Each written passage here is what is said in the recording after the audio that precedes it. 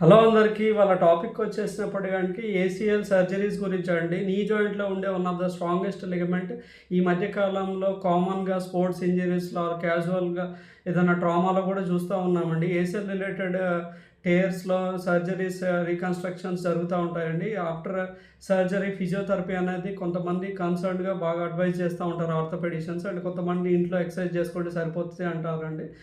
మనకి గ్రాఫ్ట్ వచ్చేసి ఏసీఎల్‌లో ఏసినప్పటికీ auto graft and artificial grafts ఉంటాయండి. మనకి గ్రాఫ్ట్ రిలేటెడ్‌గా అండ్ నీ రిలేటెడ్‌గా ఫిజియోథెరపీ అనేది చాలా ఇంపార్టెంట్ అండి. ఫిజియోథెరపీలో చాలా వెరైటీస్ ఆఫ్ టెక్నిక్స్ ఫాలో చేయాల్సి ఉంటుంది ఆఫ్టర్ ద సర్జరీ. నీ ఎక్స్‌టెన్షన్ గురించి, నీ స్వెల్లింగ్ గురించి, పోస్ట్ ఆఫ్ స్టిఫ్‌నెస్ గురించి, గ్రాఫ్ట్ ప్రొటెక్షన్ గురించి అండ్ క్వాడ్రిసెప్స్, హామ్‌స్ట్రింగ్ స్ట్రెంథెనింగ్ గురించి అండ్ క్లోజ్డ్ చైన్ ఎక్సర్సైజ్ చేయాల్సి ఉంటుంది. ఓపెన్ చైన్ ఎక్సర్సైజ్ చేస్తే గనుక మనకి లిగమెంట్ ఏదైతే గ్రాఫ్ట్ ఉంటుందో అది మళ్ళీ టేర్ అయ్యే అవకాశాలు ఉంటుంది. అండ్ మనకి గెయిట్ ట్రైనింగ్ చేయాల్సి ఉంటుంది. ఇవన్నీ మనకి ఫిజియోథెరపిస్ట్ పర్టికులర్‌గా 2-3 మంత్స్ చేయాల్సి ఉంటుందండి.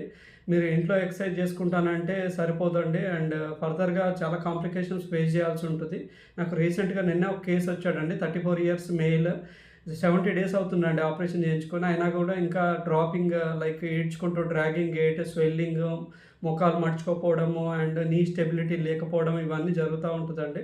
సో, మీరు ఫిజియోథెరపీ కన్సర్న్‌గా చేయించుకుంటే గనుక మంచి రిజల్ట్ వస్తది. లేదు అనుకుంటే గనుక 50% సర్జరీ ఎంత రిక్వైర్మెంటో after the surgery 50% physiotherapy key role play చేస్తది అండి.